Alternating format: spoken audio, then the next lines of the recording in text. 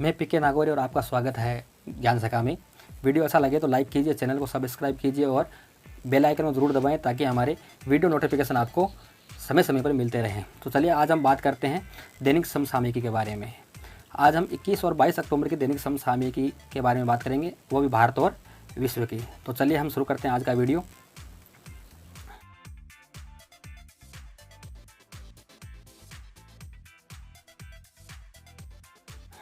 आज का हमारा पहला सवाल है, भारत में 19 अक्टूबर को किस प्रकार की मिसाइल का परीक्षण किया गया? यानी किस प्रकार की मिसाइल का परीक्षण किया गया? ऑप्शन है इसके, हवा से हवा में मार करने वाली, सतह से हवा में मार करने वाली, एंटी टैंक मिसाइल, सतह से सतह पर मार करने वाली। यानी इन चार ऑप्शनों में से बताना है कि किस प्रकार की मिसाइल का परीक्षण किया गया है। तो इसका सही आंसर होगा एंटी टैंक मिसाइल। देखिए, भारत में एंटी टैंक सेंट मिसाइल का परीक्षण है वो 19 अक्टूबर 2020 को किया और यह ओडिशा के तट से किया गया है।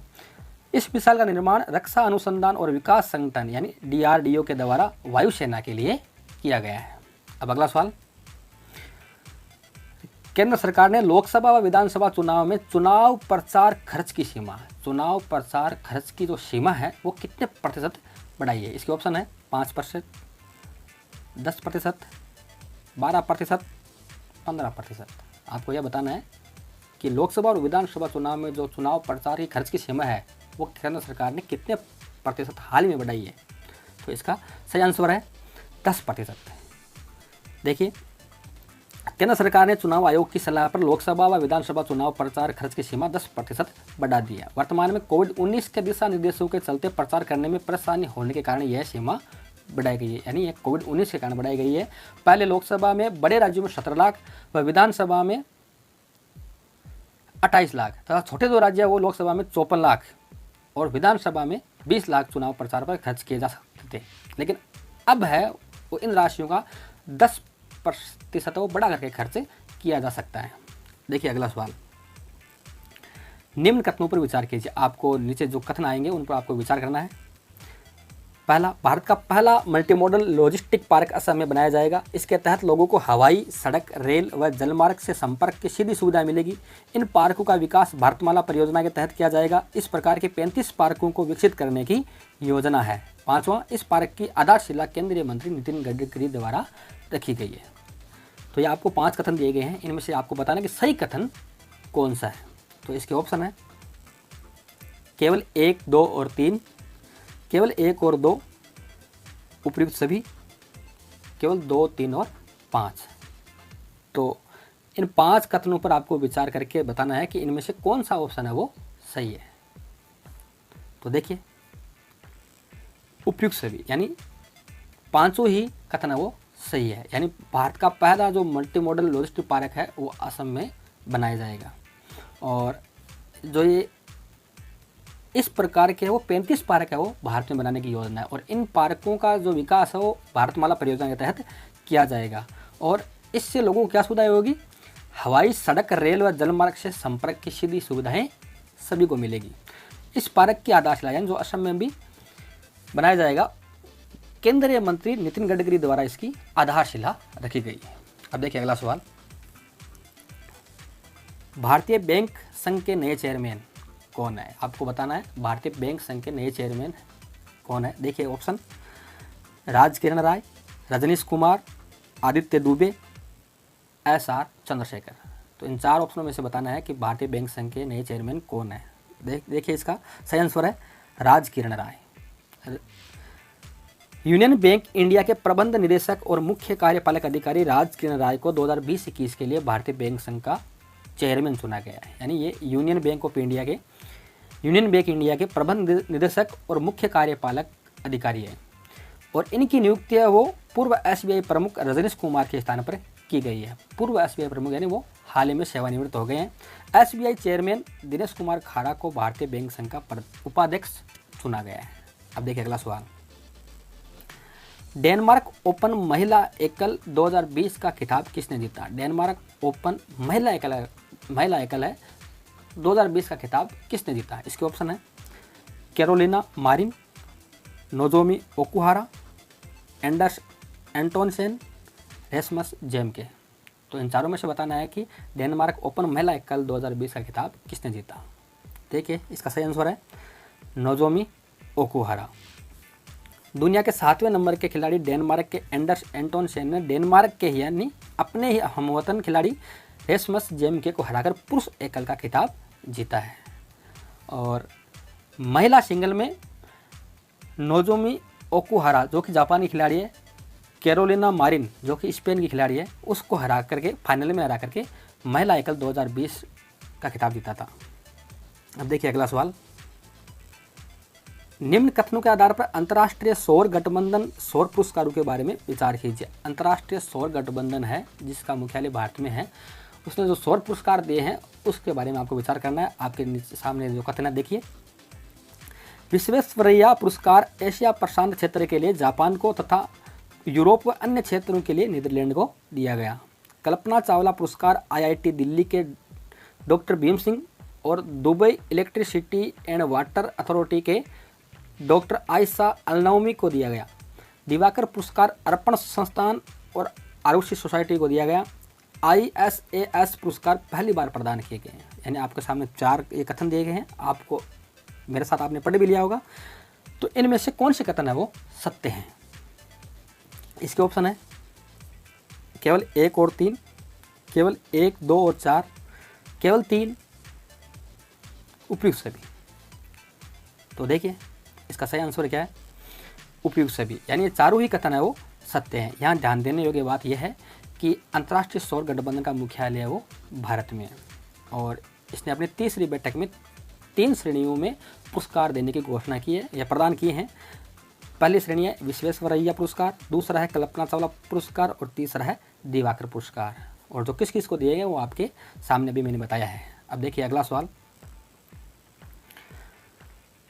केंद्र सरकार द्वारा हाल ही में किस प्रदेश में त्रिस्तरीय पंचायती राज व्यवस्था लागू करने की मंजूरी दी गई है? यानी किस प्रदेश में त्रिस्तरीय पंचायती राज व्यवस्था है वो लागू करने की मंजूरी दी गई है? इसके ऑप्शन है पुदुचेरी, लद्दाख, दिल्ली, जम्मू और कश्मीर। इन 4 स्थानों में से या प्रदेशों में से कौन सा ऐसा प्रदेश है जहां पंचायती राज की त्रिस्तरीय व्यवस्था लागू की है हाल ही में? देखिए इसका सही ऑप्शन है जम्मू और कश्मीर। केंद्रीय मंत्रिमंडल द्वारा जम्मू कश्मीर पंचायती राज अधिनियम 1989 को संशोधनों के साथ अपनाने की मंजूरी प्रदान की है। यानी यह अधिनियम तो 1989 में बन गया था लेकिन उस समय लागू नहीं हो पाया, उसमें कुछ संशोधनों के साथ अब उसे मंजूरी प्रदान की गई है। ध्यातव्य है कि धारा 370 के समाप्त होने से पहले वहाँ त्रिस्तरीय प्रणाली लागू नहीं थी। यानी जब तक धारा 370 थी तो वहाँ त्रिस्तरीय प्रणाली नहीं थी। अब वहाँ त्रिस्तरीय प्रणाली लागू करने का प्रावधान या जो मंजूरी है वो प्रदान की गई है। त्रिस्तरीय प्रणाली यानी ग्राम स्तर पर, खंड स्तर पर और जिला स्तर पर। अब देखिए अगला सवाल, रिलायंस जियो ने किस देश में 5G का सफल परीक्षण किया? रिलायंस जियो के द्वारा किस देश में है वो 5G का सफल परीक्षण किया गया है? देखिए इसके ऑप्शन है भारत, फ्रांस, अमेरिका, इंडोनेशिया। इन 4 देशों में से किस देश में रिलायंस जियो ने 5G का सफल परीक्षण किया है? तो देखिए इसका सही ऑप्शन है अमेरिका। अमेरिकी टेक्नोलॉजी फर्म क्वालकॉम के साथ रिलायंस की सब्सिडियरी कंपनी रेडिसिस ने मिलकर के 5G टेक्नोलॉजी पर काम किया। यानी इन दोनों कंपनियों ने मिलकर के 5G टेक्नोलॉजी पर काम किया है। दोनों कंपनियों ने सैन डिएगो के एक वर्चुअल इवेंट में घोषणा की कि उन्हें अपने प्लेटफॉर्म पर 1 Gbps यानी 1 गीगाबाइट पर सेकंड से ज़्यादा की स्पीड हासिल की है। यानी अपने प्लेटफॉर्म पर 1 Gbps से भी ज़्यादा की स्पीड हासिल की है और जल्द ही यह सुविधा भारत में भी उपलब्ध करवाई जाएगी। यानी भारत में भी 5G टेक्नोलॉजी पर जो काम है वो किया जाएगा और सुविधा जल्दी भारत में मिलेगी। अब अगला सवाल देखिए, किस क्रिकेटर द्वारा IPL 2020 में लगातार 2 शतक बनाए हैं? यानी जो 2020 का वर्तमान में भी IPL चल रहा है उसमें किस क्रिकेटर के द्वारा लगातार 2 शतक बनाए गए हैं? यानी IPL इतिहास का में पहली बार 2 शतक लगातार बने हैं। तो किस क्रिकेटर ने बनाए हैं? इसके ऑप्शन है विराट कोहली, शिखर धवन, डेविड वार्नर, लोकेश राहुल। इन 4 क्रिकेटरों में से कौन से क्रिकेटर ने 2 शतक लगातार बनाए हैं IPL में 2020 में? तो इसका सही आंसर है शिखर धवन। शिखर धवन के द्वारा चेन्नई सुपर किंग्स और किंग्स 11 पंजाब के विरुद्ध है वो 2 शतक 2 लगातार मैचों में लगाए हैं। ये IPL के इतिहास में पहली बार हुआ है। अब देखिए अगला सवाल, भारत और अमेरिका के बीच 2+2 मंत्री स्तरीय बैठक का आयोजन कहाँ किया जाएगा। 2+2 यानी 2, चाहे मंत्री हो या सचिव एक तरफ और 2 ही दूसरी तरफ, तो दोनों तरफ 2-2 प्रतिनिधि हो तो इसे 2+2 बैठक कहा जाता है। यहाँ मंत्री स्तरीय की बैठक की बात हो रही है, तो देखिए इसके ऑप्शन है न्यूयॉर्क, मुंबई, नई दिल्ली, वाशिंगटन डीसी, यानी इन 4 स्थानों में से किस स्थान पर भारत और अमेरिका के बीच में 2+2 मंत्री स्तरीय बैठक का आयोजन होगा। तो इसका देखिए सही आंसर है नई दिल्ली। अक्टूबर 2020 के अंतिम सप्ताह में अमेरिका के विदेश मंत्री माइक पोम्पियो तथा रक्षा प्रमुख माइक एस्पर वो भारत अमेरिका के बीच तीसरी 2+2 मंत्री स्तरीय बैठक के लिए भारत आएंगे, और इसमें भारत की ओर से वो रक्षा मंत्री राजनाथ सिंह और विदेश मंत्री एस जयशंकर भाग लेंगे। 2018 में इस बैठक का आयोजन नई दिल्ली में हुआ था, और 2019 की जो बैठक थी वो वाशिंगटन डीसी में की गई थी। अब देखिए अगला सवाल, किस प्रदेश में रेड लाइट ऑन गाड़ी ऑफ अभियान की शुरुआत की गई है। रेड लाइट ऑन गाड़ी ऑफ यह अभियान किस प्रदेश में शुरू किया गया है। ऑप्शन है महाराष्ट्र, तमिलनाडु, पश्चिम बंगाल, नई दिल्ली। इन 4 प्रदेशों में से किस प्रदेश में वो यह अभियान शुरू किया गया है। तो देखिए इसका सही आंसर है नई दिल्ली। दिल्ली में बढ़ते प्रदूषण को ध्यान में रखते हुए, यानी दिल्ली में जो प्रदूषण की मात्रा वो बहुत ज़्यादा बढ़ रही है, उसको देखते हुए रेड लाइट ऑन गाड़ी ऑफ अभियान की शुरुआत की गई है। इसके तहत चौराहों पर रेड लाइट ऑन होती है तो आपको वहाँ गाड़ी या वाहन को बंद करना है, यानी आपको रेड लाइट जब तक ऑन है तब तक आपको गाड़ी को चालू अवस्था में नहीं रखना है, ऑफ करना है, यानी बंद करनी है। अब देखिए अगला सवाल, सेफ ट्रैवल बैरोमीटर के द्वारा करवाए गए एक सर्वे के अनुसार भारत का कौन सा एयरपोर्ट विश्व में कोरोना संक्रमण से सबसे सुरक्षित एयरपोर्ट माना गया है। यहाँ विश्व में नहीं, आप यहाँ भारत पढ़ना है आपको। भारत का में कौन सा एयरपोर्ट है वो सबसे सुरक्षित है, और यदि विश्व की बात करें तो विश्व का सबसे सुरक्षित की बजाय दूसरा सबसे सुरक्षित एयरपोर्ट कौन सा है। तो इसके ऑप्शन है Rajiv Gandhi international airport, Ahmedabad international airport, Indira Gandhi international airport, Anna international airport. इन 4 एयरपोर्ट में से विश्व का सबसे सुरक्षित दूसरा एयरपोर्ट कौन सा है आपको बताना है। तो इसका सही आंसर है इंदिरा गांधी इंटरनेशनल एयरपोर्ट। देखिए सेफ ट्रैवल बैरोमीटर के एक सर्वे के अनुसार कोरोना संक्रमण से सबसे सुरक्षित सिंगापुर का चांगी एयरपोर्ट है, यानी 1 नंबर पर तो चांगी एयरपोर्ट है जिसका स्कोर है वो 4.7 है। फिर दूसरे स्थान पर Indira Gandhi international airport, Frankfurt airport और चेंगडू स्वांगलियो एयरपोर्ट है। इन तीनों का स्थान आता है, तीनों का स्कोर वो 4.6 है।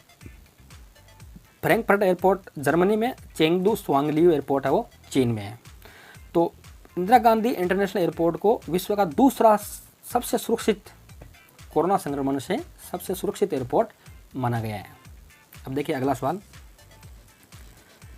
निम्न कथनों पर विचार कीजिए। आपको नीचे कुछ कथन दिए जाएंगे, उन पर आपको विचार करना है।